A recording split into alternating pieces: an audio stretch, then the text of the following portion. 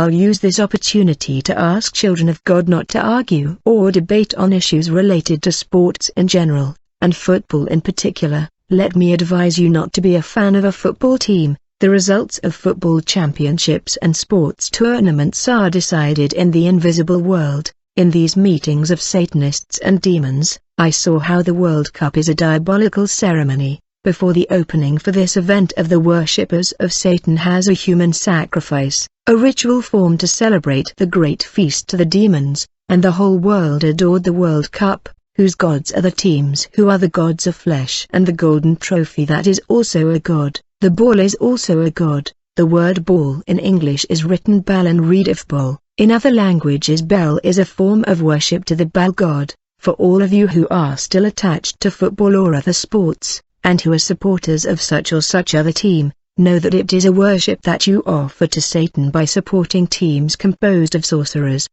and by rejoicing over victories planned and decided in the world of darkness. What you have just read in this testimony will help you understand what I was trying to tell you about this famous Nigerian Satanist, mistakenly called a prophet, who accurately predicted the outcome of the 2012 African Cup of Nations competition between Zambia and Ivory Coast. The so-called prophet, who is a Satanist, had predicted that Ivory Coast would miss a penalty during the match and that Zambia would eventually win the game. Naive people had found in this a proof that this son of the devil would really be a prophet.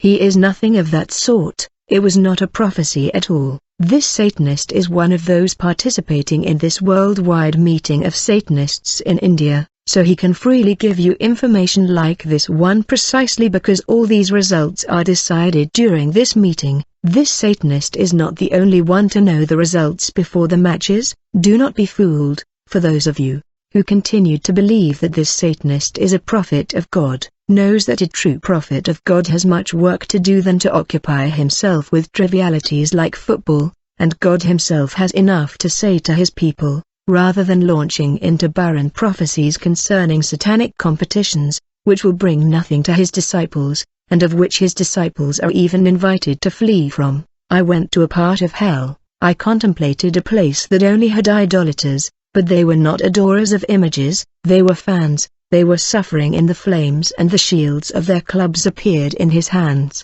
The Lord Jesus said, "Tell my people that I do not want any of my servants watching games, nor cheering for these clubs. There is no fan of my servant, there are adorers." The Lord took me by the hand and we went to earth. He showed me how behind every club was a devil who was worshipped by that supporter. I watched demonized fans coming out of those clubs they cheered on. These endemic fans were beating and killing other fans. I beheld two shepherds who were rivals because of their rival clubs. These pastors became great rivals. Because of their clubs one cursed the other. I contemplated people crying when their clubs lost. Others took their lives when their clubs lost. Others became depressed. In the vision, a brother began to beat in the wall of his house when his team lost the game. He cursed the players, cursed the judge, cursed his club, said ugly words. The Lord said, "If this is not twisted, it is worship, how they adore their clubs. If everyone wept for me, worshipped me, I would have poured revival there." The Lord took me to a football stadium that was full of people who were excited. It was the 1994 World Cup season in the United States. The Lord said, "Here at this stadium there are people who travel from their country to worship soccer. I have some servants here at this stadium, to travel for me and preach my gospel. They do not want to. But for football, they spend their money on food and travel. There are many who say my servants are football fanatics, do more for their clubs than for me, spend their money on tickets to watch football, but do not help those in need of help. Football has robbed the place that is reserved for God, and many are worshipping the sport going to hell because of this idolatry." The Lord showed me that demon. He on his throne in the air. I contemplated a ball in his hand.